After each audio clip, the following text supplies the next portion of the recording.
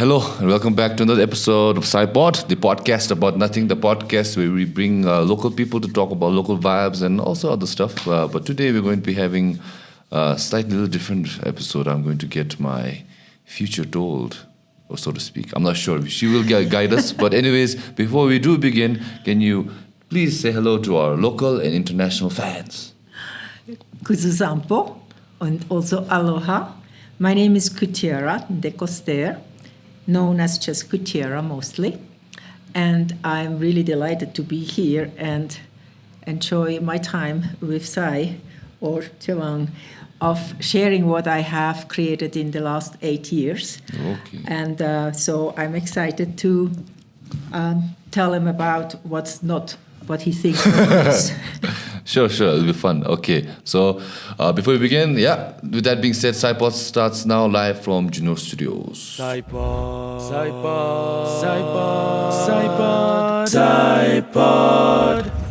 By the way, before we begin, today's episode is brought to you by Global Reach, Bhutan's first and most trusted education consultancy. Trusted since 2004, they've been sending Bhutanese kids abroad before it was cool. Global Reach has been doing this for more than 21 years. Yes, that means they've been doing it long before some of you all were even born. Probably in your past life, before even TikTok existed. Respect. Global Reach isn't about just getting you on a plane. It's about setting you on the right path. Their counselors are professionally certified, their guidance is transparent, and with direct connections with over 40 universities in Australia, you'll get real-time access to information, scholarships, and priority applications. Basically, they're your cheat code to studying abroad. Plus, they'll make the whole journey smoother with extra services like Australian bank account setup, overseas health insurance, and even air ticketing, all under one roof. And here's the big news. On September 13th, Global Reach is having a huge event for people seeking education in Australia called Australia Education Day, where 21 universities will be there in person at Global Reach's head office in Thimphu.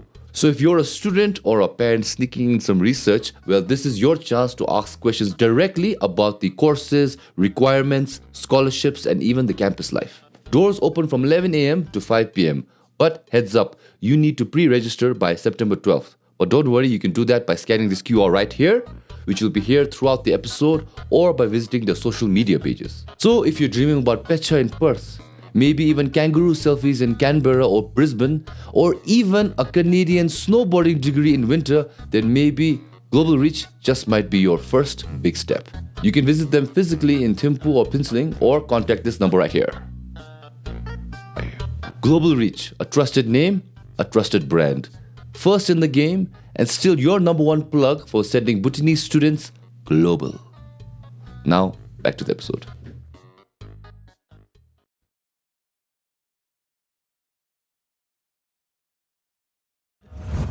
Okay, we're back. All right, before we begin this podcast, I have to give a few members some shout-outs. So first of all, thank you to DOMCIIP for the hardware. We appreciate your support to our modest podcast. And also, ma'am, if you look up right now, there's nothing up there in your eyes, but in the post-production, you'll see a lot of names. These are all our members, our lovely podheads who help support this podcast. So thank you. Thank you to our podheads. We enjoy and we thank you for supporting our podcast. If you want to be a podhead or a podhead pro, you can check the link in the description and press the join button. You'll be directly helping us support this podcast. But this is only for people who live abroad, because this feature is not for people who live in Bhutan. But if you do want to support the podcast, please do hit me up. We accept all support of all sizes and heartfelt, what was the word, aspirations. But also give another shout out to Dhoti, our podhead pro. So thank you. If you build Dhoti like him, you can be a podhead and then upgrade to a pro. You see, he's a professional podhead. This is what happens when you move to Australia. Anyways, also I'd give a big ups to our long-term sponsor, Global Reach. So if you want to ever think about go abroad from study in Australia, Canada, any other country, they are the best people to go to, because they are the first ones to do it. Yeah, they've been here since 2004. Some of you who are watching this podcast probably were in your past lives, grazing the fields of Lunana as a yak while they were working. So they are the most trusted people because they've been doing it since day one. All right, with that being said, let's start the podcast. Hello, ma'am. Okay, so I think you said you wanted to talk about how I mistook what you do. So can you give us an insight on that first? So first of all, I met him at the Procule Literature and Arts Yeah, Festival. Bhutan Echoes, yes. Yeah, Bhutan Echoes. And then he said to me, would you like to come to my podcast and tell about fortune telling? And I say, I would love to come to your podcast, but it has nothing to do with fortune telling. So first of all, I want to give you officially, to you and your crew, Okay. the gift which Thank I you so have. much. You can open that up because Okay, I it's can open gonna. it. Yes, you can open it up because. What is tarot cards? What is this? What is this? No, it's not tarot cards either. You see, he has many assumptions. Okay, let's. I'm always willing to learn something new, so let's find out what this is. Yeah. So first of all, it's a kind of tarot cards, but it's not at all a tarot card. It's a rip-off, okay? Sounds good. It's McDonald's, but we have changed the branding to make it not copyright law, so just kidding. Oh, but I love the packaging. It's nice. It's Bhutanese.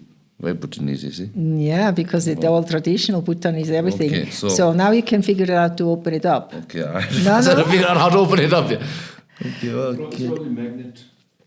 You get help from outside, yeah. No, okay. The dragon's gift. Wow. Yeah, nice. Dragon's gift. Yeah. Ooh.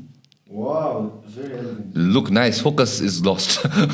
Yeah, so if you can read in here what it says, Okay, like focus, there. focus. Nice, Can nice. you see yeah, that? yes, we can.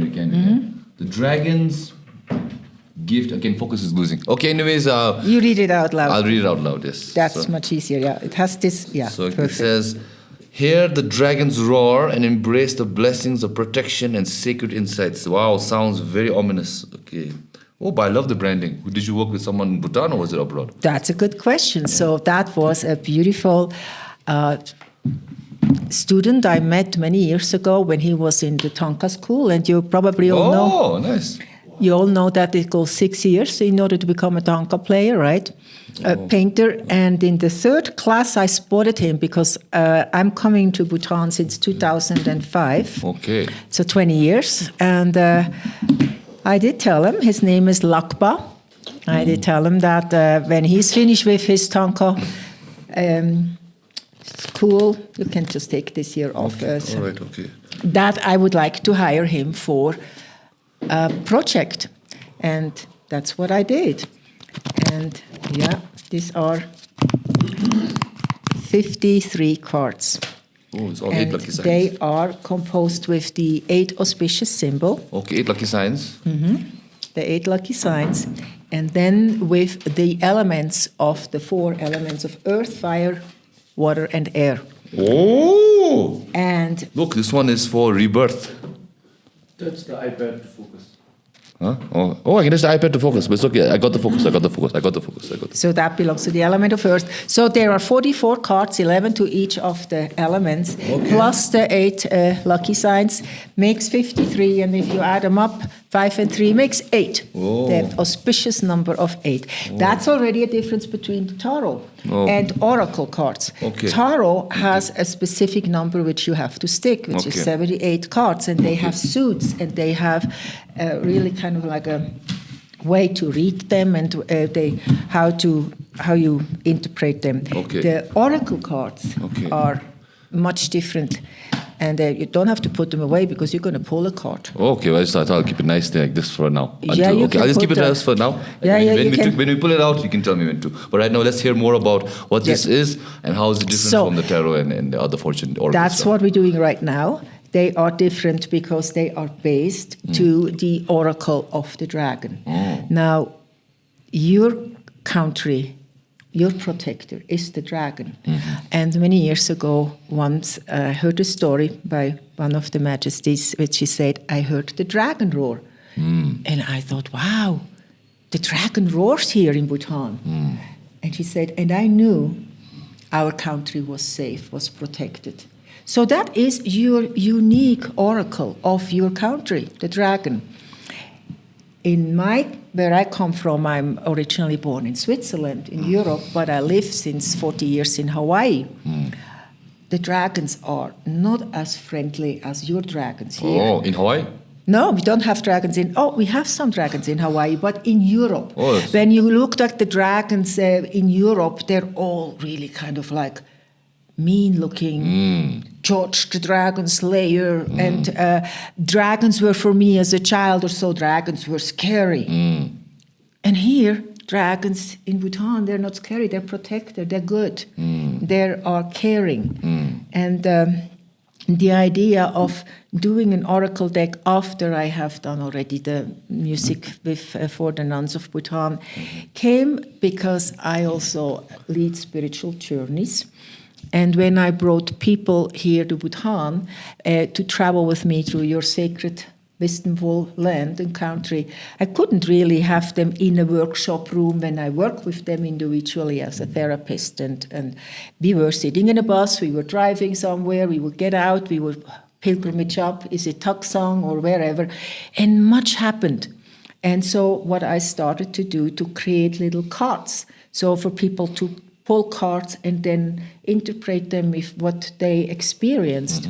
And so for over 8 years, those cards developed. First, the first set was just of pictures. That's why when you look at the cards, they're very traditional. You will probably even recognize a few people on there. Which say, oh, wasn't that? Yes. So, and all the symbology on the cards is really from your land and the wisdom.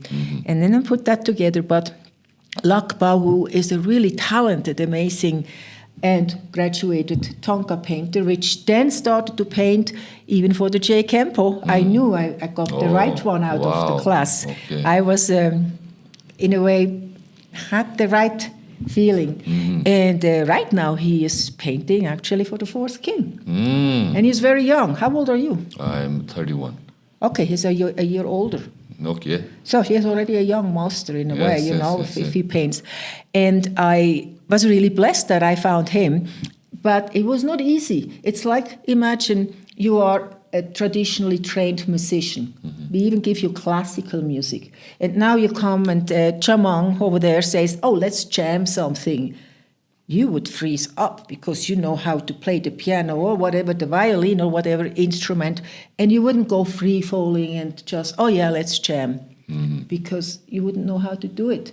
The same was with the Tonka painter. He was really traditional Tonka painter, and here I come and say, oh no, make some happy faces, celebration, put some people in who are dancing. That was kind of like going into the contemporary paintings.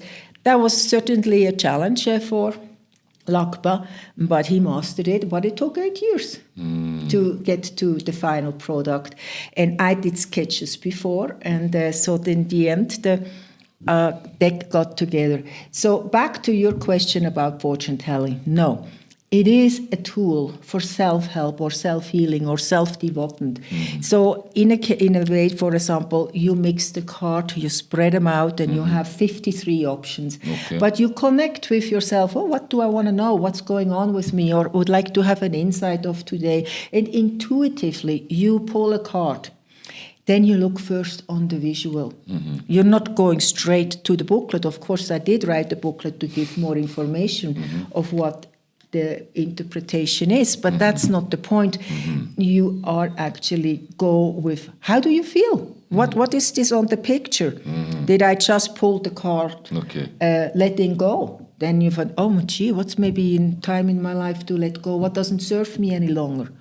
And the letting go card, for example, is two old boots, Bhutanese boots, and they are really kaput and needs to be repaired, right, or actually replaced. And that's then the question, what's for me next to let go, or what to make space for something new coming in? So that's more in the way we're going. Any questions for now? Yes, so let's say, like when you do tarot reading, usually you pick a few cards, you touch it, and then the person who's like giving the reading will give you like, okay, this is the 7 of Swords. It means something to let go. So then when I'm seeing this, I feel like you should know what it means, but blah, blah, blah. So how do we do it with your cards? Is it the same way? Do I do a spread and pick 3 or 4 and then see what happens? So I have in the booklet, I put 2 spreads in. One is just one spread which you can do your daily. What's going to guide me today, or what can I pay attention? That's one card. Or the spread which I explain in here is like what's happening right now.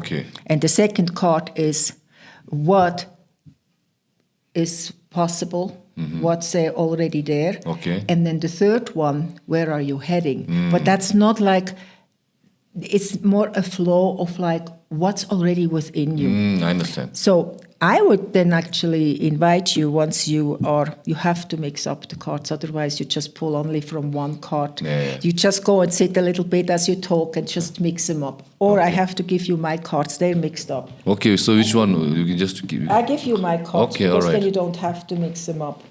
My cards I carry around in a little bag. Oh, nice. Yeah, Nice. yeah. You don't see my bag? It's from a Kushitara. So now we can just kind of like, I like you to put a little bit of your energy in here. Okay. Just mix them a little bit. Okay. And then we will get a card and you connect with something. What would be right now appropriate? Okay, is this the card I'm connecting? No. You do look. No, don't mix them up. No, you should just. No, it was already. It was already like that. Yeah, Oh, it's sorry. already face No, side they up. need to be on one side. Okay, all right. Okay, so you see only that's the back side. You only look at those sides. Okay. I'm only looking at the back side, but then right now one popped up, so I thought, oh, it was meant to be. Yeah, we could have taken that one too. But let's the audience to see how we actually draw a card. That would be much nicer. So now you can spread them out here in front of you, Okay. just a little How many? bit. All of them? Yeah, just spread them out, like in a... Right. Yeah, spread them out so that... And then you take your left hand. Okay. Just. Yeah, That's that's enough. yeah, that's enough. So now before you take them, I like you to just take a moment to see, do you have an intention? I mean, just connect with something you really, truly would like to have an answer right now. And then go ahead with your left hand and just let yourself be guided to that card. Okay. And you don't have to say it out loud. You just think it. Yeah, just think it. Yeah. Yeah, just think it. Schilling. Okay. Okay. Okay.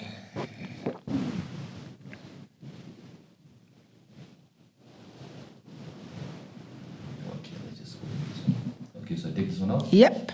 Okay, and you wanna give me. Yeah, you can just turn it around. Okay, and see. for the. Did they see it before? What Yes. it is? Is it upside down? No. What? It's upside down. It's harvest. Okay. Harvest. So now look at this card and you tell me first, when you just look at the card which says harvest, what do you perceive right now? Maybe it's now the seeds that I've sown is now going to harvest. Huh? Look, he doesn't even need to read the booklet, but I'm going to read it to you because you got it. Okay. You Nice. don't need anybody to read you the cards, but this is true Okay. because your harvest is your hard work. And then on a certain point, you have put a lot in it, and then comes also the payoff. So now then, if you want to know more, then you look at the number. What is the number? The number, where is the 10? 10, okay. And then you go into your booklet, you go to the number 10. I mean, this you do really after you first look at it and let the card really Try to speak to you. speak to you. And then you would gonna read. The dragon speaks. So this is now your oracle now card. the dragon is speaking to me. The dragon speaks to you. In the season of harvest, ground yourself in the fertile soil of the earth. Gather the fruits of your labor with gratitude and honor the cycle of effort and rewards, preparing the way of continued growth and abundance. So this would be what the dragon has to tell you right now or whispers to you. And then if you want to know a little bit more, I wrote a little bit more and this I read it to you too. Okay. Harvest signifies reaping the rewards of hard work and dedication, celebrating abundance, gratitude, and the fruition of efforts. This card also encourages personal growth by recognizing the importance of reflection and learning from past experiences to cultivate future success. So, this is, for example, a reading for one card. Okay. And I can tell you so far, I know how they work. They're really an oracle and they're magical. That's why when you get the deck, this is your personal deck, and you can don't share it with your friends. But Oh, okay. But we're supposed to. Yes, this will be the personal deck of the 3 gentlemen here who hosting Okay, me so today. because I thought I'll give it. I thought I'll give this to my sister because she's really into tarot cards. Now I can't. No, you can't. This is the damn it. deck. This is Sorry, that's the sacred deck of the PSY-POD. Okay, so you're and gonna if keep the it there. PSY-POD has suddenly a question, you're gonna throw those cards. Okay. Yeah. So Jamyang wants to try. Jamyang, can he come on, pick from get the same one. spread or does he have to spread it again? Yeah, no, take the cards, mix them up, and then Okay, we yeah. spread them out. You Jamyang get one spread too. Yes, of course. We But want- Jamyang, you're blocking the camera, so come to my side now. Come. Come to. Yeah, you get one too, of course. So now, beside that, in Shuffle. shuffle. Shuffle everything as much as you can, and then when you're ready, just spread it. Yes, and they are really for everybody Okay. Yeah. All right. to learn. But is there like some messages which we pick which might not have like right now we had a positive kind of answer? No, there is not one card in there which is. Of course, there are some cards will challenge you. Okay. Like for example, there could. Let's see what he. Okay, does. Jamyang, with your Maybe left he hand. gets challenged. With who your knows? left hand, think of something. Yeah. Which is giving you tension and laugh, Right. contemplation, and then pick one card. Good. Hey, I make you an oracle. Yes, reader. thank you. You're doing good. Yes, no, because my sister is into this, and past few relationships were really into astrology, like Sagittarius horoscope, MBTI stuff like Tell your that. sister to come tomorrow night at Vyas. I'm giving a 2-hour class Ooh. for on that, and then I will do a 3-month online class from Hawaii for those who Oh. want to learn it. Okay, I'll Turn let it her know. around. Turn it around. What is it? Read it to us. Wisdom. Show it to the camera. Oh, and by the way, he got one of the 8.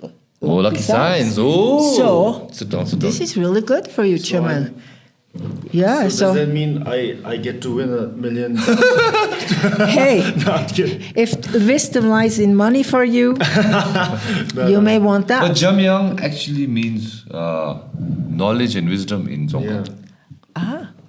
I didn't know that. God of God of knowledge knowledge. or wisdom. Jamyang. Jamyang. Yeah.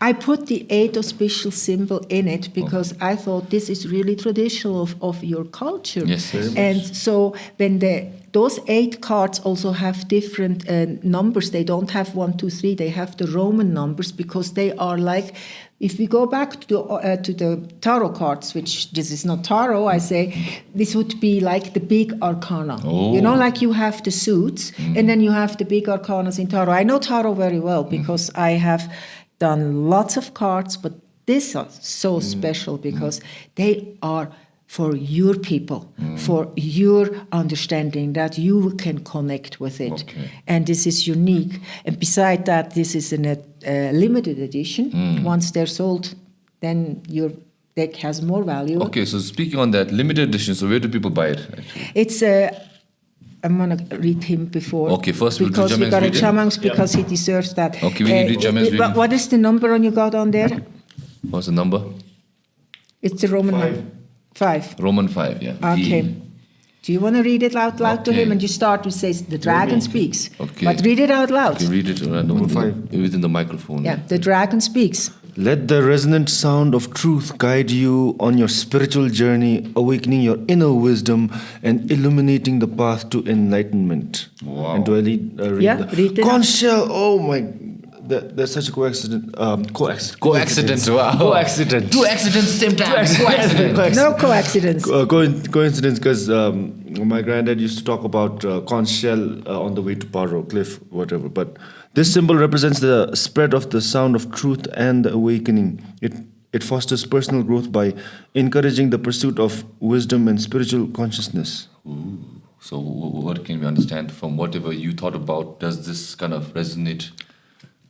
When you were pulling the card, what were you? Yeah, what were you thinking? Don't need to tell us what you're thinking about, but do you think that answer kind of gives you a little bit of some reassurance or some clarity? Yeah, I think it does. Yeah, no. I mean, wisdom, I guess it's very general. But what about the specific thing you were But yeah, thinking about? yeah. Okay. I mean, when I observed you just before we started the session, that you were so looking about the music, like music is right now so vivid in your life, you know. I know from your grandfather that you are jamming and making music. And then I told you that my husband is a musician, and I could see how you lit up. So music is really, and then I told you I even did an album in this and this and this.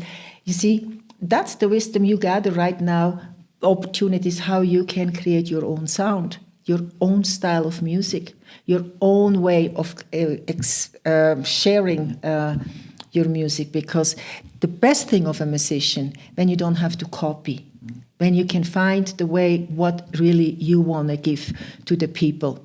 And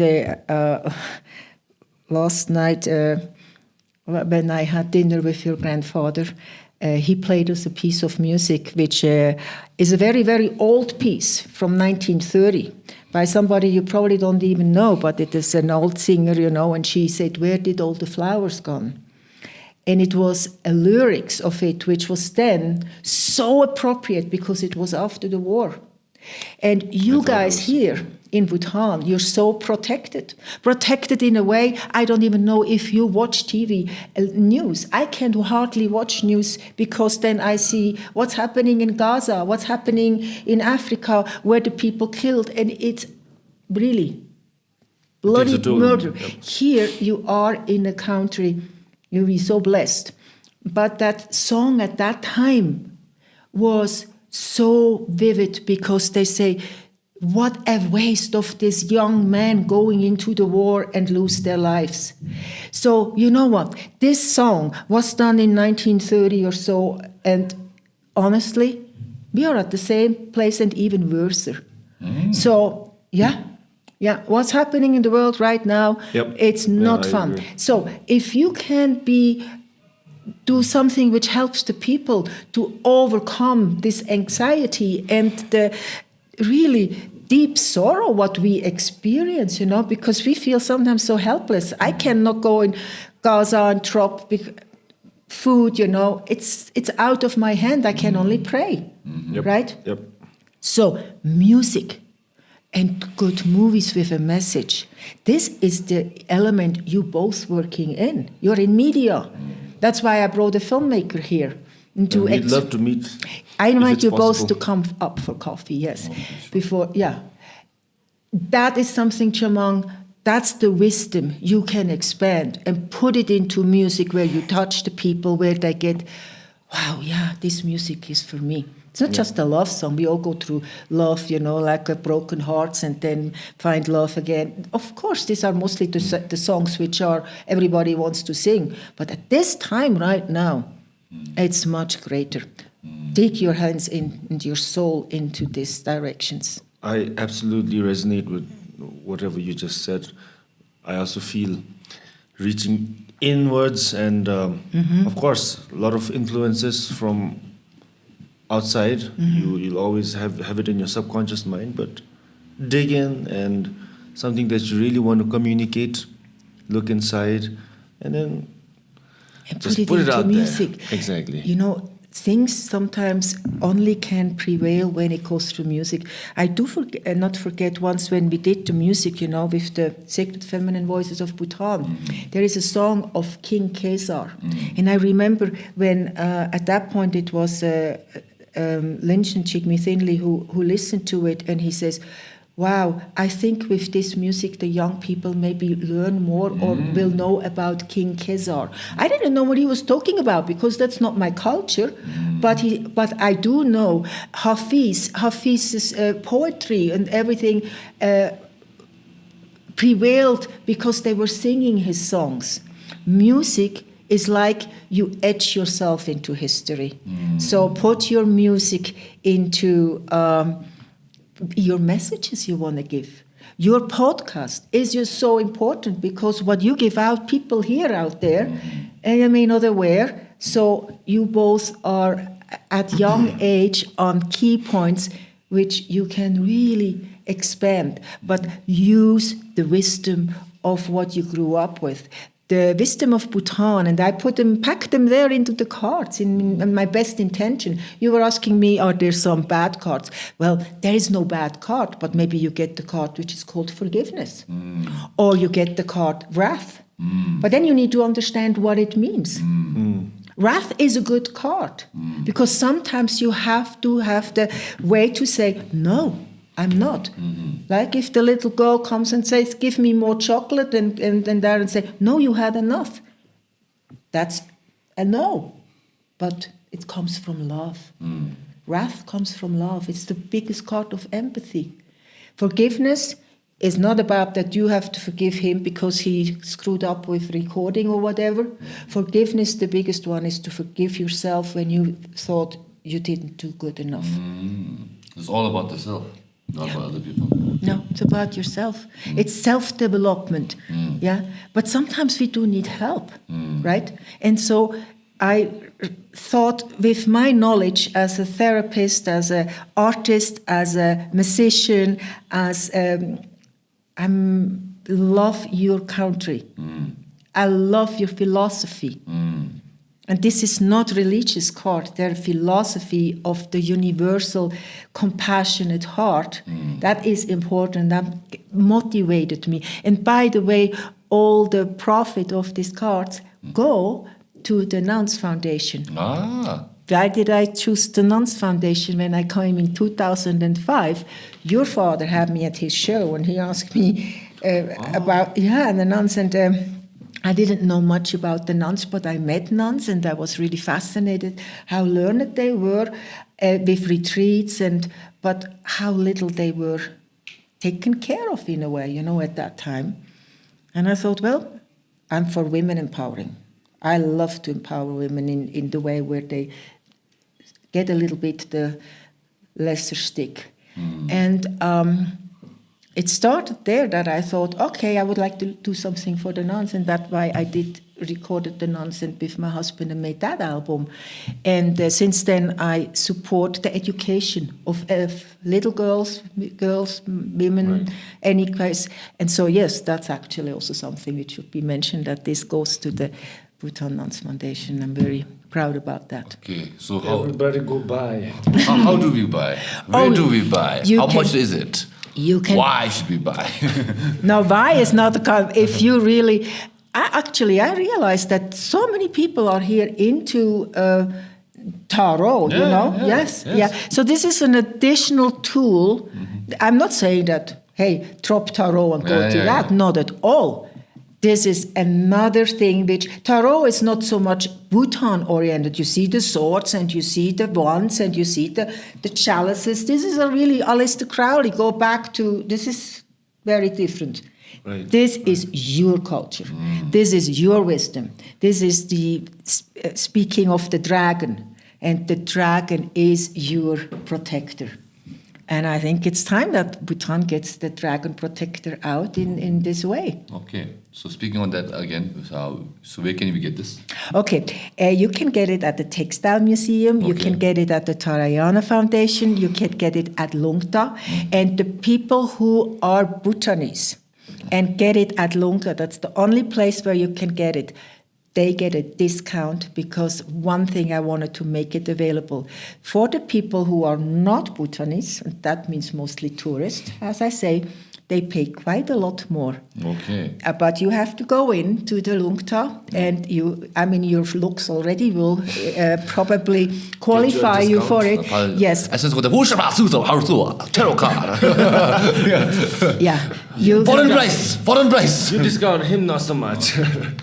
Sorry, go on. So you will get them for 3,000, and for the people who at the airport, at the bookshops, or anywhere else, they will be sold from 4,350 up. Okay. But remember, all the money goes to the nuns. There is okay. nothing coming to me because this is my giving to your country. Wow, thank you so much. Thank you. And for the Bhutanese, I said, I want to have, in my country, in Hawaii, we call it a Kama'aina price. Kama'aina means you're local, and because we have lots of tourists who come to Maui, like I'm always to say, okay, I'm a Kama'aina, I'm not a tourist, but I look like a tourist. So I have my driver license, I can say I'm Kama'aina, and then they give me a better price. So you use that all the time, huh? Yeah, well, I should, because why should I pay the high prices, when I live there? Yes. And so should you. So I made that available for the Bhutanese to get it for 3,000. Thank you very much. And it is really, it's gold-plated. This is a once you I love the quality and the Yes, it is. design. Usually tarot cards, they come with a shiny kind of finish always. So it's kind of similar, but I love the Bhutanese element to it. All have this kind of dragon kind of... All the dragon. The dragon is on the front and on the back. If you actually now look at all the cards, for example, here, protection, preserving, right? Yes. So you see, this is the element of, people can maybe see it. That's You just keep it right here. right here. Yeah, yes, So I exactly. just got that one out for myself, preserving. Yeah, preserving culture, preserving heritage, preserving, but also preserving, knowledge. And this is in the element of air, which like in the tarot, it's the swords, and that means you need to communicate. And then I put the black-necked crane around. And then there is also a card of the water there. I had the fish and the shell, and the card of fire, all dragons around. And then the card of earth, which is more like the rich earth card, which like you got one with the harvest. So they all relate to the elements as well. But so this card, preserving, is important, that we preserve the culture, and here you go. So, Okay. and they are nicely done, good quality, and so. Okay, nice sales pitch. I hope people, you check it out and you buy it. And even if you don't buy it, maybe get a gullible chilip to come buy it. Up to you. But okay, let's move on a little bit, slightly. I'm gonna let you guys Okay. talk. Yes, Thank get you, me thank you, for Jamyang. 5 minutes of fame. Thank you, Jamyang, for the participation in the card collecting. So, other than these cards, like, what is like your thing that you do? Like, let's say the services you provide in your daily life. Like, what if I could say, Ma'am Kutira, you do oracle stuff? What does that actually mean? Like, what do you do these kind of readings as your job, or is it out of a passion project? And even if it is, what do you do? What do you do other than the cards you just did right now? Okay. I actually chosen at that point in my life to mentor people Okay. with my wisdom. Oh. I'm very much into sustainability, regenerative farming, into music. And we have, my husband and I, we have a retreat center in Hawaii, and we have programs where young people can come and stay with us for 3 months. And in these 3 months, they learn about themselves, but they also learn how to work with the earth. I have here, for example, in Bhutan, was involved about bamboo, because that was at the time when Bhutan was not aware that you have one of the best bamboo to actually create housing which will last. And so I have... with the agriculture ministerium at that time, even built a bamboo house. But now the bamboo is going even much further, because they engineered it so that you can make beams out of it, and flooring and plywood. Because the difference between a tree, and you are rich of trees everywhere, growing trees, right? So you can cut them down and build everything out of wood. But the bamboo belongs to the grass family, but it is as strong as steel. And you can build with bamboo as strong as with bamboo. But what's the difference between bamboo and the woods? Not every country has so many trees left, right? So if you build with bamboo, the bamboo has a root system which rejuvenates the earth and brings the carbon into and lets the earth be more fertile. And theoretically, this is more sustainable than even building with wood. Okay. But if you combine those two, you get the best out of it. So then also I teach about health. What's good, because I'm at the... age, like where I know if I don't work out in the gym, I'm not getting any muscles. I can dream about my muscles, but if I don't work, so I have programs in all different ways. But when you ask what's my passion, is to give what I have learned in all the years. And I have been a spiritual teacher I have traveled all over the world and teaching students. At that point, I want to give. I want to give of what I have received through all my life. Okay, thank you so much for that kind of brief but very informative description. But I want to know one other thing is, that time you mentioned about these cards, which we've understood about what this the dragons what was the dragon's gift, right? What the dragon's gift is. I know a little bit what tarot is from my sister, and I know like certain things like maybe astrology in terms of horoscope, and then this Myers-Briggs MBTI test, kind of for personality kind of description. But what does an oracle actually do? An oracle is like you are your own oracle. You have your answers already within. Okay. But if you actually said it nice just to Jamyang before. What is the confirmation? What is resonating with your question? Oh, so you just guide the person to figure it out themselves. No, Okay. if you get a card, the card mostly reflects what's already inside you, and suddenly you say, oh yeah, I am having now the time to harvest, and I have already gained enough through my podcast, which I could expand further because da-da-da-da-da-da. It is not something which is new. It is within you, but your unconscious hasn't even recognized it. Okay. And suddenly you get the card and you feel like, wow, it just empowers you. Kind of confirms what you already know deep down inside. Right. Okay, all right. Yeah. Just guiding. Yeah, it's really guiding you. So that is what an oracle does. Yeah. Oracles are here to guide you. To guide you, and you are just kind of like when you build a card, and this is your oracle card. Okay. Those cards are sacred to you. You treat them nicely, you know, and whatever you pull, you will see. It's something which resonates within you, and then you feel empowered. Okay, so actually, since it is sacred to you, I should return it back. These are mine, and you have yours in there. Yes. And I take this one here too, that I don't forget. Yes. But when did you start getting into this spiritual journey, this kind of oracle stuff? When was it? Was it always with you, part of your life? Was it a critical point in your life where you realized, oh, I'm interested, let's find out, and you just went down a rabbit hole? It was not specifically about oracle cards or when I grew up in Switzerland. And when Which part of Switzerland? German-speaking part in Basel. Basel, I know. While watching football a little bit. Art Basel, very famous. But Switzerland is the same size like Bhutan. Oh, yeah, people have told us, It has the Swiss Alps and you have the Himalaya. Yeah. We are really very similar. Okay. But Switzerland can be also quite small because we are capsuled in, like by the Germans and the French, the Italians, the Austrians, like books in there. And then we are completely different than the rest of the other ones because we never joined the EU. We kept our Swiss francs and whatever. We kind of unique, but in a way. Yes. As a young girl, I felt I couldn't really go for what my dreams and visions, and I had dreams. And so I challenged my parents at very early age of saying I had a dream, and I was in 1975 when I had that dream.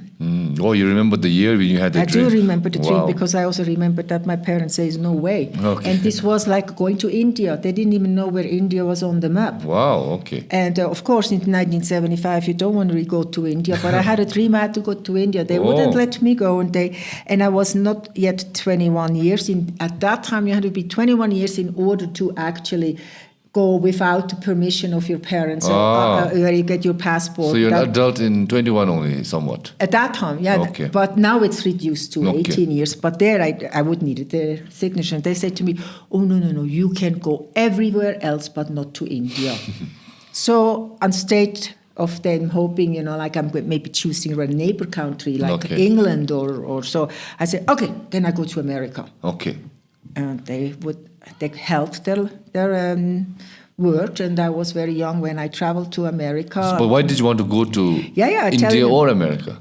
I just wanted to go and explore the world. You had a calling. And then when I came home, this was just during 6 weeks, the summer holidays, where I was traveling in America. I came back, and then I knew the world was much bigger than just Switzerland. And then it took me a little while, but then I got to come to India, and I was on a spiritual search. I was really wanted to find out who am I, and not being confined of like what was my upbringing, what I have to believe, what my parents think or what my neighbor thinks, so who I am. And that was my search for, and that brought me to many, many different teachings, many wonderful teachers in the whole world. And I think it became exactly what I wanted to be, myself. Okay. So then how did you find your way to Bhutan? You said you've been here for 20 years, since 2005. So what brought you here and what made you connected with our culture and our country, whatever it may be? In Bhutan, I was invited the first time in 1978. Oh, from 78 only? Well, 78, you opened up in 75. Yes, you Right. just mentioned your dream was in 75. Yeah, so now but that was in 78. you heard about Bhutan. Okay, interesting. And this was because a friend of mine became the barefoot doctor in Bhutan, Okay. Dr. Eric Algover, yes. And he was waiting in Nepal, like I was, at that time I was cruising in Nepal and checking out all the places there. And I said to him, when you get to Bhutan and you can invite a guest, he said he can invite 2 guests per year or something okay. like that. I said, you invite me. Okay. And he said, yes, I will. Okay. But when the invitation came, at the same time, I had also a telegram of the 2 years me cruising around in the world, right, of my family. Mother had accident, we need you back. So I had the both telegram, and I decided, well, I have to go home to check out what happened. Wasn't not really something big, but I lost my coming to 78. Okay. But in 2005, and that was many years later. Yeah. that was when I had the next chance. I was not thinking about Bhutan, but a group of friends, and they were all Tantra teachers from the West, had a group put together to come to the country. And one of the participants had to cancel. And suddenly another person calls me up and say, would you like to take that place of that person? And then I said, no, I can't. I'm just building right now my retreat center. And then another person said, well, I pay you the flight. And so he paid the thing. Suddenly I realized everything is paid and I'm still saying no. Yeah. So I better say yes. So when I came, my first person I actually met in the airplane was by accident Lumpo Chikmi Thinley and Michael Rutland. Michael Rutland was on the other side, and and Lumpo I didn't know who these people were, of course, but he says, "Oh, I know you." Okay. And I go like, "Why would they know me?" And so the next person I met in your country, we got in a bus and drove straight to Dochula bus. We didn't even have to stop unless people had to go to pee. And the roads were very bumpy at that time, but the guide wanted us to go all the way almost to Bhutan, so half through. So we are in Dochula bus, and there I was standing there, and Her Majesty Ashidochi Wangmo was circumambulating. And she was standing up there and looks down to me, and I'm looking up to her. This was the third person. She was in the at the Dochula. Okay. She was building it at that time. Oh, at that time, okay. Yeah, at that time building it. She looks at me and she says, where are you from? And I never forget. I looked at her and I say, I'm from Switzerland. I live in Hawaii, and in my heart, I'm Bhutanese. Mom. That came out of and everything from there was destiny, why I come to your country, or karma. And I feel very blessed. So I do have something which is in my heart deeply bonded with your home here. Yes. But so I'm sure because of all this, you do believe in like fate and destiny. Yeah, I do. Yeah. But because even today, like just to give a little touch to the audiences, like today, even the taxi you drove, it apparently was Jamyang's brother. And yesterday you met Jamyang's grandfather. And today I'm meeting him here today. And we also met by chance in the Bhutan Echo. So it could be all, I believe in cause and conditions. I do. Maybe it might be a reason why all these people were connecting to each other. But that's very interesting. I was really excited that you invited me because I thought, this is exactly what I love to do with young people, to spark their interest. And they spark my interest at this time still too. So we're learning from each other. And all of you who are watching at home, I'm so glad that Thaye is doing that and that you actually took your time. And I'm happy to be here. No, it's my pleasure. I always want to... This podcast was built on so I could bring anybody interesting who I found interesting and have a conversation. And if anyone out there is listening and can resonate or even enjoy for 1 hour and maybe they can forget about it, I think it's good enough. I think people with a lot of not busy days, busy lives, you can just take maybe a few time to hear someone else's story, and it's quite refreshing. Because we always fixate in our own life. So when I listen to this podcast, I hope people listen to this podcast and listen about my complaints or maybe your journey. They could think about that rather than their own problems. So that's what the podcast is about. They're welcome to reach out to me. I have a Kutira Maui or Maui Eco Retreat. So let's go back to Hawaii. So how did you end up settling and becoming a Hawaiian? I was always so attracted to Asia. Okay. But at that time... So I ended up in America. No, but Hawaii is in the middle of... And it was the closest where I be in Asia. And it was not... America itself was not really the part, which I wanted to be. But Hawaii was different. Hawaii was kind of like where I love the culture of the Hawaiians. I also recorded the Hawaiian album where I'm singing in Hawaiian and chanting. So I always like to learn about the culture and the tradition. And of course, when you're looking at my website of my place, I honestly can say I think I have one of the most beautiful places in the world. Hawaii is also one of my dream destinations to ever go there. It's obviously, I think people in America, they come there for honeymoons and stuff like that, and I love the culture, like you mentioned as well. Like the weather looks like it's sunny all the time. I'm not sure. It's the best weather, definitely. It's never gets cold, it never gets hot. I'm also a minister. I officiate weddings. Wow, what else do you not do? But I heard, last time I read somewhere that Hawaii has the most expensive housing. Why is that so? Is it a small island or? It's a small island, and it's because we are 5,000 miles away. We are the furthest islands away from any mainland. Oh, okay. Very far. So everything has to come in either by airplane or by ship. Okay. And so what you would buy on the mainland for that piece of lumber, you pay 25% more. So the cost of living is much higher. Okay. So even the rent, like normal rent, is very everything expensive. is much higher. Okay. So my place, I live total off the grid. I have my own water, my own electricity.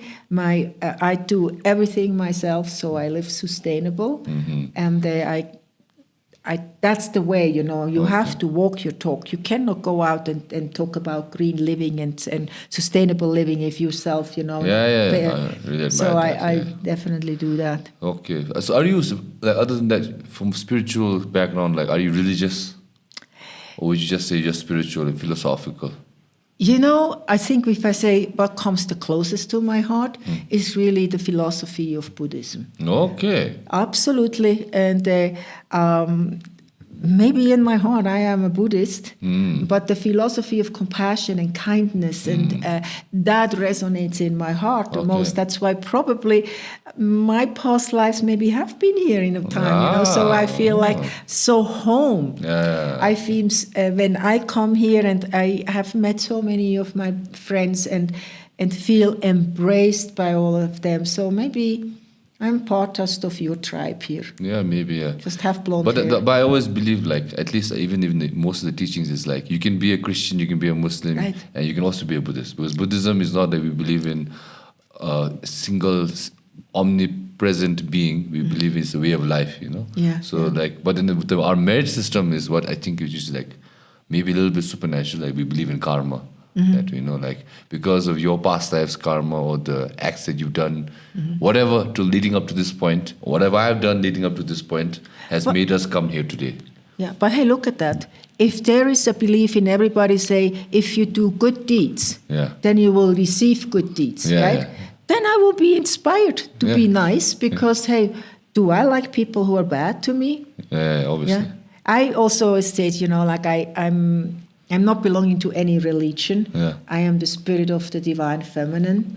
But what really, really nurtures me the most is really when people are kind, supporting. And kindness you can show in so many ways, Kindness, you carry my laundry basket up if I cannot lift it. That's a form of kindness. Yes. Any way it goes. And I would say, I hope that more peace prevail on earth and that the people are awakening faster than what's happening right now, because we are entering a tough time. Yes. And so I just want them to remember that you are in a protected little beautiful place here. Think about those outside who have to struggle right now, and multiplies your good thinking, your good prayers, outside the Bhutanese borders. Okay. So do you believe in prayer, the power of prayer? Yes, I do. Oh, you do believe. Yeah. But that's more supernatural, because spiritually you might think like, oh, if you can come look within, you should be fine. But praying is like giving it out, But just because of the thought, you think it does have an effect. It does. What one believes either is true or becomes true. I have had really good teachers. Like, I don't know if you Google up John Lilly, he was wrote many books. Or I had very Ramdas. Ramdas lived on my land. He was a big person in America. And I know what you think and what you create, that is going to be what you're going to gain back. That's your harvest. Okay. If you think good, you will get that back. But your power of your mind is your biggest tool you have. But if you activate it with your heart, then you will actually manifest. If you're just thinking about this red sports car and you should have that, it's not going to happen like that. You have to think and to create and to manifest with the power of your heart. That's the creator, that's the transformation station. But also be aware what you are holding in your mind. If you think, I'm just a bad person, I'm never too good, I'm never could be good enough, that's all the time haunts you in your life, And people can give you as much as accomplishment and say, you're really good, you're doing great. As long as you believe, I'm not good enough, because maybe somebody, when you were little, said to me, Thaye, you never make somebody out of you. You're just, forget about you. It impacts you. Okay. It impacts you very deeply. Okay. And you have to remove those blockages, because you are perfect as you are. You are amazing. Everybody is amazing if they get empowered in their beauty. Okay.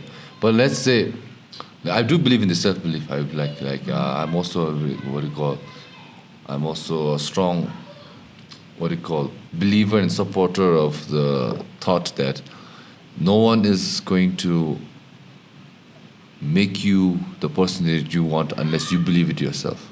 I believe in that. I can do it. I need to do it. And obviously, things like the support system, which will reinforce that, is great.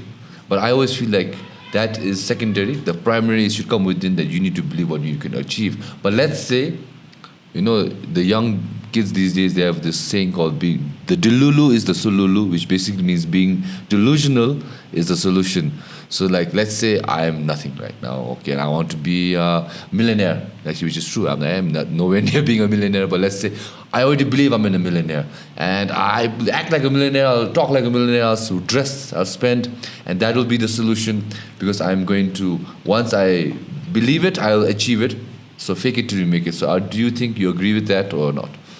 I tell you only parts of it. Okay. That fake it till you make it, yes, that will probably motivate you, gives you the choo-choo, gives you that you have some people you can look up and say, wow, that's a good person I could model myself. I always say to my girlfriends, or so, the younger girls, look around of women who have achieved something and collect them as butterflies. Make them say, oh, when I'm 85 and still run a marathon, that's how I would like to be strong. You can collect those attributes of what these people emanate. But it's not enough. What in the end, what makes it happen, when your emotional being is fully engaged in calling that in, where you don't have a subconscious which actually counteracts you, or what's that word, sabotages your outcome. And you're not aware. You're not aware. Yeah. Because your unconscious, in the Hawaiian, they call it the unihipili. It's that which is in the belly. And we know now your gut. Yeah, you trust your gut, they say. Trust your gut. Yeah. And that needs courage. Trust your gut. When you have a feeling, you need to trust your feelings as well. Not just the what you can manifest up here.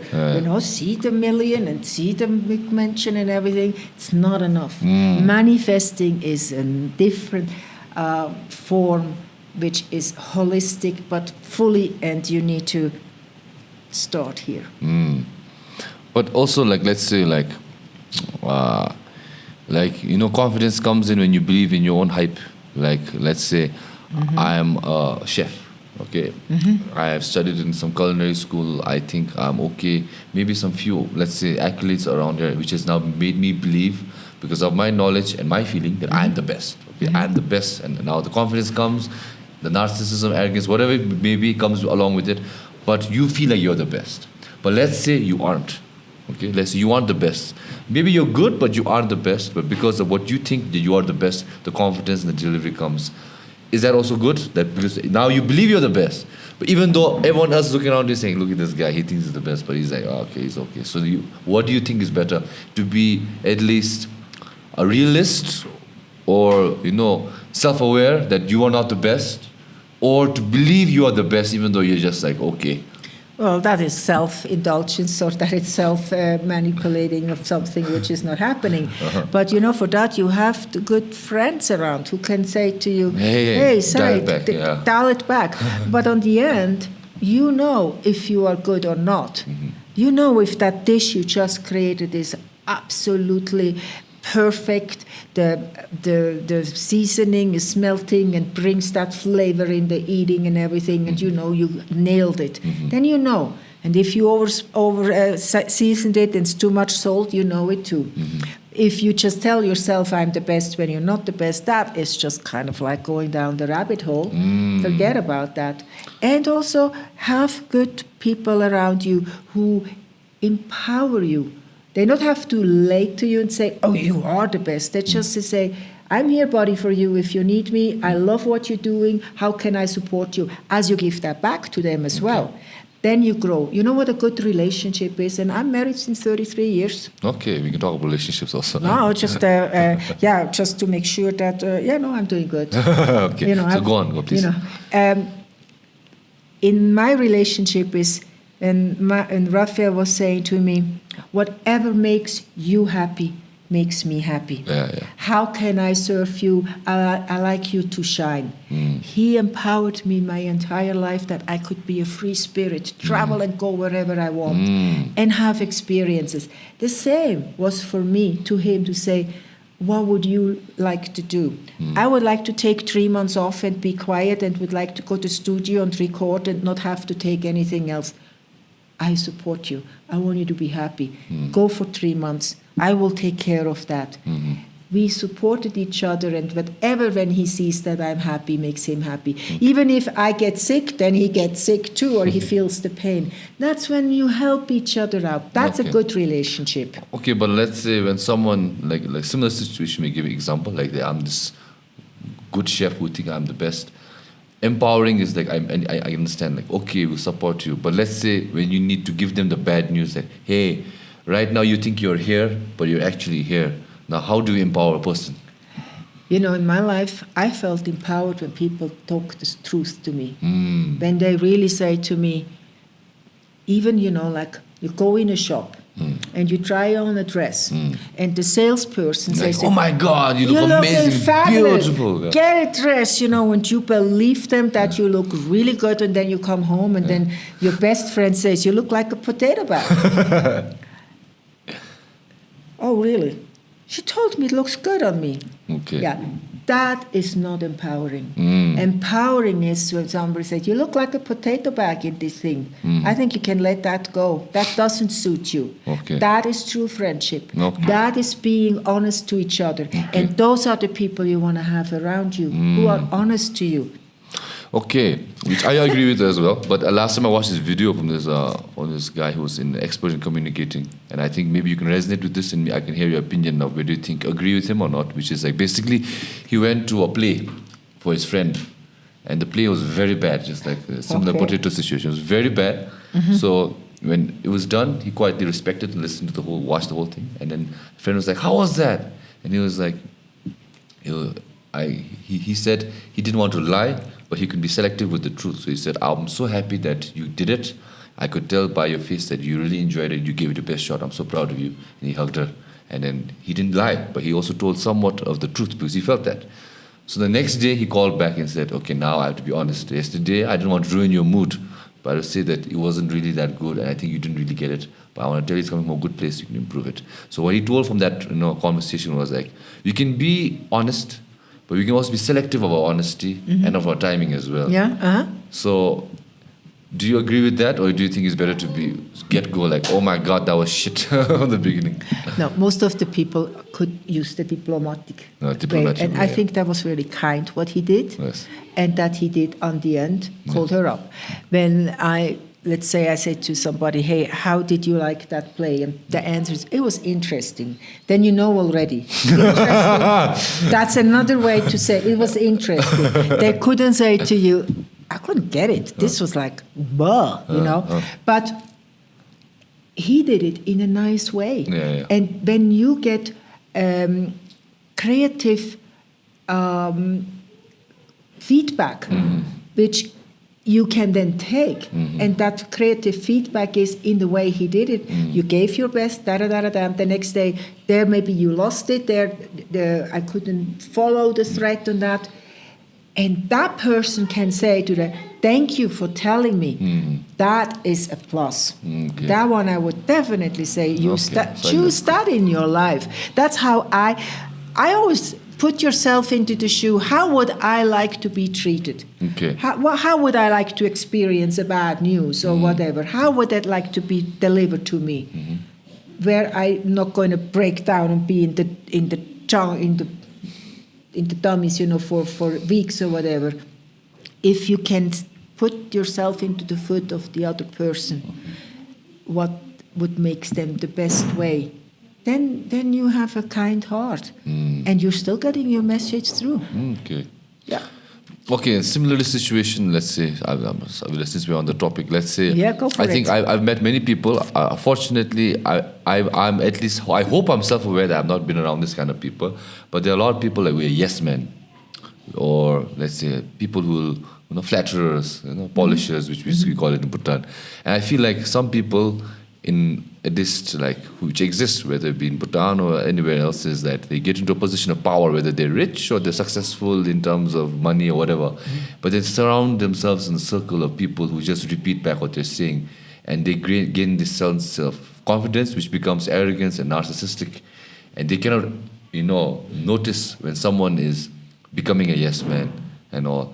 So, what would you say to people in order for them to not happen to that, for that to not happen? Because I think that's very dangerous, that you become, a position of success, but you're surrounded with the wrong people which keep speaking about what you think, doesn't give you any critical thinking, and then you just end up, damaging yourself. So what would you say are some things which you can do in order to avoid that to happen, or at least recover from, a situation where you're surrounded with people who are like that? From my experiences, yes people are mostly people who are depending. They are codependent. Yes. They're depending on that person to validate them. And so they would do everything. But what they actually do with saying yes, they sabotage their own integrity.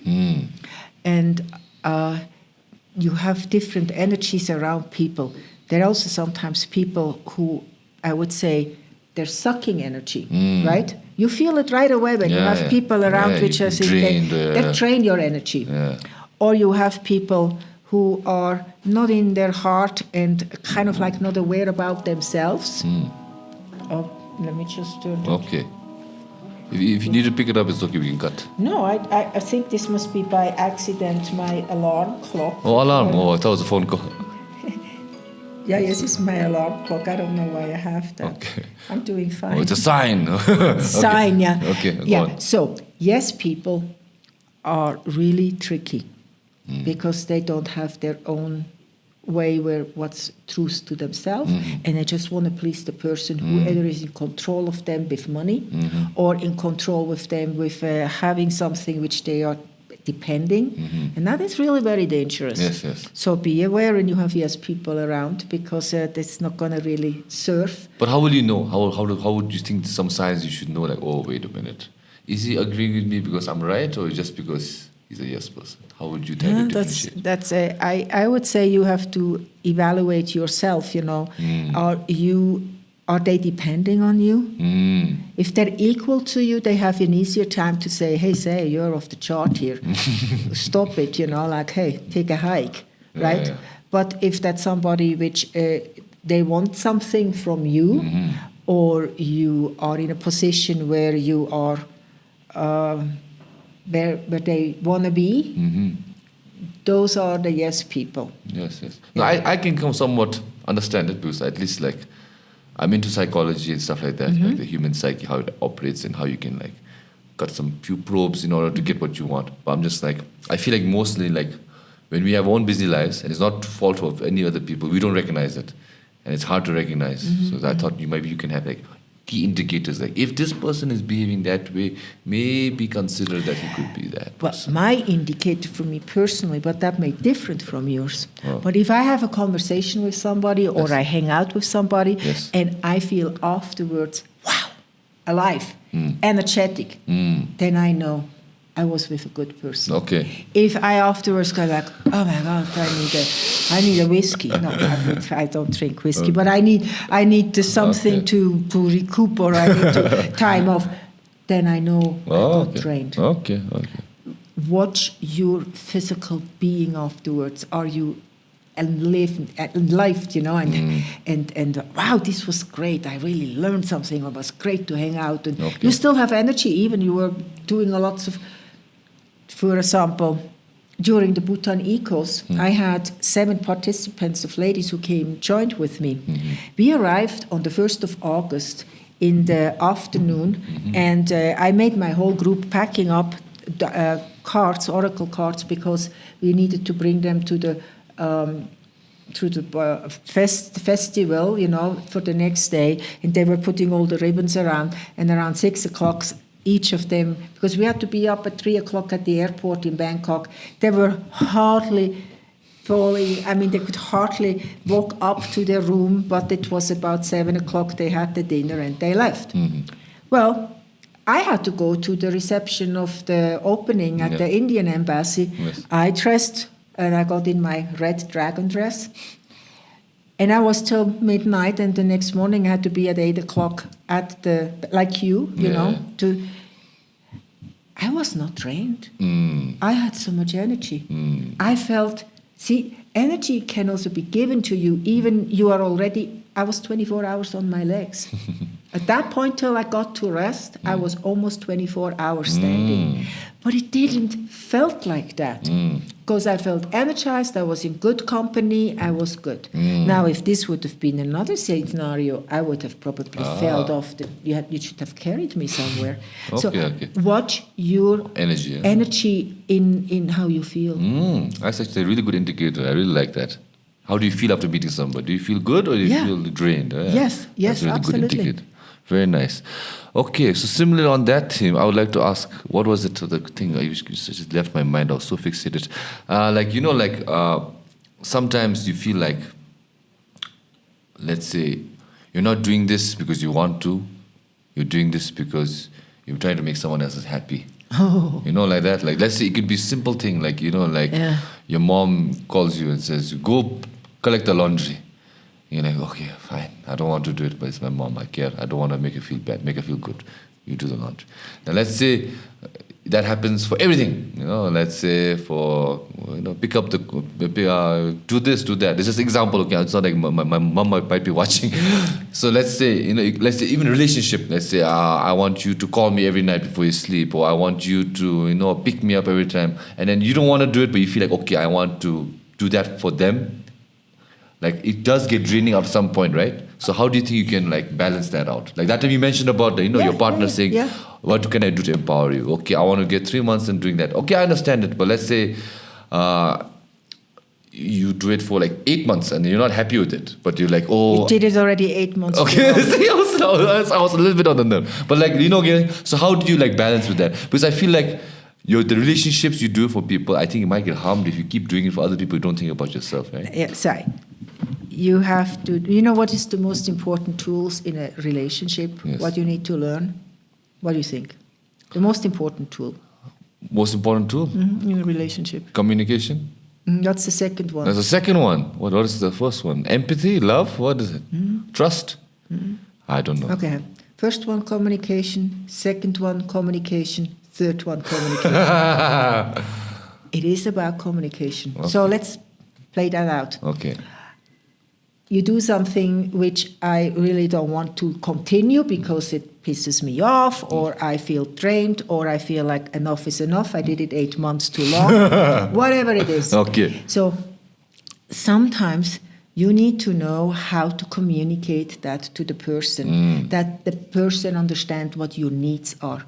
If you are in a good relationship, when I know what your needs are and you know what my needs are, I'm coming back to the communication. But for example, my husband Raphael, he's a chaot. If we would go traveling, he could put a big blanket on the ground and throw everything in, right up, put it on the plate. I'm ready to go. I'm Swiss, Virgo, whatever. I read it out, Okay. So we are totally Different people, yeah. So I have to come to say that's his man's cave, and whatever he has, I'm not going to bother it. But when he come here, we're not going to leave stuff hanging around. Okay. So we know each other's needs, and so we have things. But so now let's say there is a behavior which you really don't want to continue. Then you need to communicate that in a way where the other person can hear it without guilt. Not, oh God, I did everything wrong, because then they would go into resistance and then feel bad. Yes. Then you start like that. I want you to know, when you came late last night again, and I cooked the dinner, and you didn't call me that you are late, I felt really hurt, and I would have valued if you would have just given me a phone call, because I need you to know my needs are vulnerable, blah, blah, blah. That's a way you are not really attacking right away. Now I'm not going to cook anymore because you always come late and you're not even giving me a phone call or whatever, right? Okay. Yeah, so it is kind of called non-violent communication, and it has about 4 steps that you'll be able to communicate what you don't want to repeat, what are your needs are, how you feel, and what you're requesting. The request is mostly left out. Your request would then be on the end, and if you cannot make it in time, I request that you let me know an hour before, so I'm not waiting for you. Okay. So it's 4 steps, Okay. and that's where it comes to communication. But this is like, you can Google that, non-violent communication, really write out. But that will resolve many of your problems. Okay, so let's say a non-violent communication doesn't work. Is there another solution to that? Let's say you communicated, I'm sorry, you didn't come for that dinner and I felt bad. Next time I would appreciate a message. Let's say next time, same thing happens again. I forgive it first time again after the talk. Again, it continues to happen. What do you do? Well, in this situation, I say, you know what, I'm not cooking for you anymore. It's over. Okay, But I wouldn't go for 8 months. I would go be faster, Because if you go along with something for 8 months, it's not that you're hurting the person. You're hurting yourself. You're hurting yourself. And that's the part, which you have to also take care of yourself. That's self-care. And of course we do certain things for mothers and family, which we go beyond, and that is okay. It just has to be in the bounds of like where you can digest it, where you don't feel drained afterwards and then feel like... feel negative about it, because then it comes out somewhere where finally your lid pops up and you say something really bad, or you react, because it fills till the last drop in the barrel overflows and you explode. Don't let it come to that. Clean it out before. And if you can clean something out with your beloved or with your mother or everything before it comes to this explosion, means settle it before the sun set, and remember that in the end it's what love was count. Oh, that's a very interesting way of looking at it. I think, relationships, whether it be with your parent, your loved one, or your friends, I think sometimes we get in situations like you mentioned. You don't know what to do. You don't want to be too much, but you don't also want to take everything also. It's that hard balance you want to do. But then sometimes you feel like, fuck it, everything, whatever. I'll just be on my own. I don't have to deal with this shit. I don't have to deal with that shit. So it's a very hard balance, So do you think a life is better alone, so you don't have to deal with these problems? Oh, no. The biggest way to grow is when you have a mirror. You can never find... How about you find the wrong partner who gives you shit all the time? Well, then they can get to the next partner. Okay, but don't give up on the idea of having a partner. Yes. Oh, okay. Yeah, find the right partner. Well, let's say one partner gives you such a traumatic experience that you don't want to meet anybody else. Just heal a little bit, take a break, and make your... And learn, that card harvest, that's also, hey, look back how you harvest and what you learned from past relationship and get very clear. That's I'm not going to repeat. You know how many people repeat what they just did in the last one? Become clear what drove you out and what didn't work. And if you go into the next one and repeat the same thing, did you learn your lesson? Make mistakes. You need to make mistakes. But from mistakes, you learn. Make them out a second time, I forgive you. But if you make them a third time, then I think you are really dumb. Yeah, I really enjoyed that. Okay, I don't want to take too much of your time. If you want to to talk some more, we can continue, or do you want to end it here? I have dinner, as I texted you, at 6:30. So right now it's 5. It's 5. Oh, no, that's fine. Okay, all right. I'm fine. Okay, I just need to get into my Kira and everything. So how much longer do you think you can continue for? As long as you find me interesting. I can go talk all night. Don't worry. This is what I do for a living. I yap. Stop. I take that as a compliment from him so that he could talk all night. I actually feel also I could talk all night because I feel I'm talking to somebody who's interested and wants to learn. Yes. And I hope all you visitors and your people out there put your hat on of saying, I want to explore. Remember, knowingness is nothing but experience. It's not from me. It's Albert Einstein. Okay. 1 second, editor, please cut. I'm also got a call right now. Okay, now we're back. Okay, Ma'am Kutira was going to tell us a story, okay? Yeah, we're talking about knowing each other's needs. And I had once an assistant, and before, when she came to the first meeting for interviewing, she came late, but she said she had a hard time to find it. So I thought, that's fair enough. She couldn't find it. So then I thought, I could probably work with her. She could be a good assistant. And then I called up her previous employer, and he said, and a friend of mine, and a good doctor and everything, and he said, she's fabulous, she's great, but there's one thing which I just couldn't handle anymore. She came always late. And I went like, well, now I know I can handle it. I can handle it because now I know she will be late. And I said, okay, if that's the only thing, all the rest was always good. And so, I'm really sad she's leaving, but it drives me nuts. Okay. So she started with me. In the beginning, she was not late, and she was great. And I really loved working with her and everything. But then it started to get late. A little bit here, a little bit there, a little bit more and a little bit more. And I started to be, anxious, and I go like, gee, this is not going to work, And she had that cycle of 2 years.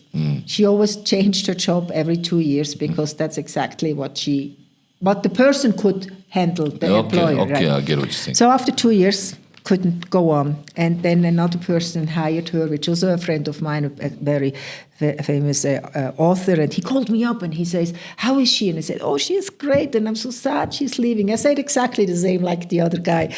But she was always late. And I couldn't handle it anymore towards the end. He thought the same. Oh, great. If that's the only thing, I can handle it. So he couldn't handle it either. But then one day, I was watching from Nonviolent Communication, that was Marshall Rosenberg, who was the person who invented that particular way. he gave a lecture and he said, is anybody in the audience who has something he wants to work off? And I, come on up, come on, sit here, come. And then comes up and said, so what's your problem? Well, I have this employee. The whole time this employee comes late and it drives me nuts. And I'm going like, whoa, gee, I want to see how the late master is going to resolve that problem, right? So he didn't really ask about the person, like who was the employer. He wanted to know everything about the guy who came late. And I said, gee, why is he caring about the guy who comes late? It's the guy who should actually, who pays the bills, he should say, how do you feel? And, No, he did not. And then on a certain point he says, that person doesn't want to be an employee. He wants to be autonomous. His need is to be autonomous. And I listened to that. Next thing what I did, I called up. Mary was her name. Mary would like to go and have some coffee with you. I think I have an idea for you. So I sat down. I say, Mary, have you ever figured out why you're coming late and slowly? I think you need to be your own boss. You need to do your own company. You need to start to work for yourself because you don't want anybody to tell you what to do or when to show up for work. She sits there and she says, yeah, that feels good. She started the company, became so successful, a promotion company in Maui who promoted the film festival and everything. And she didn't even know herself that she didn't like to work for people. She wanted to be herself. So it's so subconscious that you can, in these micro habits, you can see it, huh? Right. So it is, sometimes you don't even know what your needs are. And then how much can you convey it when you know your needs to somebody who doesn't know their own needs? So needs in the relationships are very important to find out. Okay. Very interesting. Okay, ma'am Kutira, I would love to continue to speak. I think you also are enjoying this conversation, but I think we have come to a close because of three things. One is I think we've gone past our usual time. We do it about an hour 30. But also I think I have to go pick up my brother. So this is how it happens in Thimphu. I have to go pick him up. So I have a dinner engagement. And you have dinner, so you have to also get ready. So I don't want to make you too tight on time, on your time schedule. But before we end our podcast, usually we have, since we love talking about movies and films, do you watch movies? Yes, I do. Okay, so can you just name us, maybe, since you said you're a musician as well, maybe usually we do 4 favorite movies or 4 favorite songs or albums. So maybe we can mix it up. Can you name me 2 or any favorite movies you watched recently of all time, or maybe 2 like musical works, whether it be an album or a song? I'd love to hear. Okay, I do like the music of the oldies because maybe it sounds strange, but when I hear the music from, for example, ABBA. Oh, ABBA, okay. ABBA, it perks me up and it reminds me on the time when I was the most outrageous and crazy woman in my life and I could dance wildly to it. And about movies, I'm always interested to get movies who inspire me. Right now, I started to watch a movie which I feel I want to see it, but then I got to the place where I say I can't see it, it's too dark, but it is about, it's called Chiefs of War. Okay. It's about, from the 18th century, about the Hawaiian, how the Hawaiian islands got united because they had, each island had a king, and they were fighting with each other, and suddenly Captain Cook is arriving, they knew, we need to now, and I'm seeing for the first time, and yesterday I watched the very scene, and I want to I got married on the beautiful island of Maui, and if you ever want to see how I got married, you can go on YouTube, and just look Surrender to Love, Kutira and Raphael. It's probably one of the most outrageous wedding you ever will see. I'll definitely look it up. And it is on that beach where yesterday I saw a scene of that movie where because they were shooting it, and it's a huge production, and it just started. It's on Apple TV. Okay. On Apple TV. It's called Chiefs of War? Yeah, Chiefs of War for Hawaii. Okay. And I see how they were fighting on that beach. And I had the most beautiful experience on that beach. And I was wondering myself, do I have to finish the whole series? But then... You'll ruin the memory of your wedding. A little bit, but then I also became aware how those lovely islands were once warrior islands of absolute. Your country has never really had the But funnily enough, actually, you know Changlimitang, our national stadium? Yeah? It's actually, that was a battleground. Really? Actually, that was the final battleground before our country became a monarchy. So there was a lot of feudal lords. There was a battle of Changlimitang, which was like the culminative war, where after that, then the country I didn't know united. that. Yeah, so actually Changlimitang is actually our battleground. Oh, so now I can see on the end, King Kamehameha, he reunites then. So I'm just right now, as you say, what's my latest movie which I'm in? It's about history. Oh, okay. And it's the history of my place I'm living. Okay. But I just get, because I know the islands very well, so I'm seeing now all what was before in the 18th century, and I go like, wow, I'm not sure if I can watch it finish, but the curiosity is still there, because from history we learn.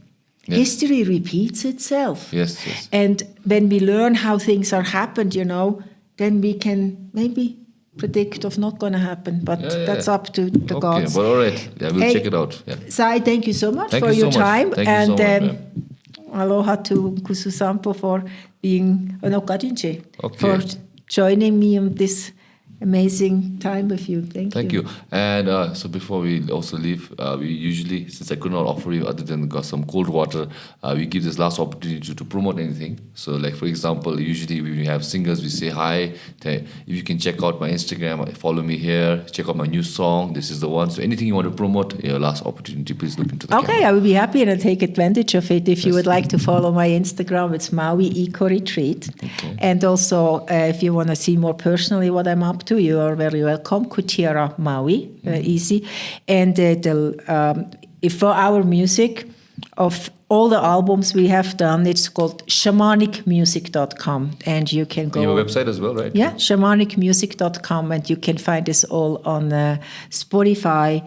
And if you ever would like to come to Hawaii for a volunteering program, when Bhutanese people can come again, for right now it looks like you're on hold, please, I would anytime take you as volunteering on my land. Okay. You remember you shared me a website link? That is for what? That's the music one, or is this for something else? No, the Kahua Institute. Kahua Institute. That one actually shows the body of work, because I have written books, I have done agriculture and agroforestry, I have done so many more things, but that is like if you go in, it's like the umbrella.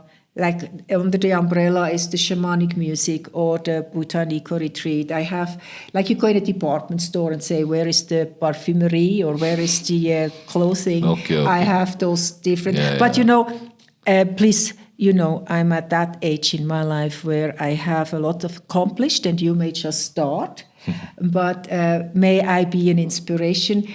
Never put the eggs in one basket. I also believe that. I also believe that jack of all trades is better than master of one. No? Yes, and I feel I have mastered now many things and love to be a mentor to all of you. And hey, maybe one day I'll be back. I come once a year. Okay, we'll hope to see you again and have some more conversations. Yeah. Yes. Okay, thank you everyone for watching this podcast. So before we say goodbye, also give a shout out to the PODHEADS. So thank you, PODHEADS. We appreciate you. Thank you. Please support us if you want to by clicking the link in the description. And all these links, which ma'am explained, will be in the description. Just do check it out if you're curious. And if you've watched this podcast to the end because of this face, please consider subscribing because of this face. Okay, and we're a very modest, humble podcast. More than 40% of you are not subscribed, so why aren't you doing that? So please consider subscribing. It helps the channel grow, it really does. Thank you. Maybe leave a like, share, a comment. It really does. Moma, it really does help this podcast. So thank you. All right, ma'am, this is over. So in the end, we do a little clap. Okay, so when I say 1, 2, 3, just do one single clap. Okay, so until the next episode, thank you and goodbye. Okay, 1, 2, 3. Okay. Last. Thank you. That's it.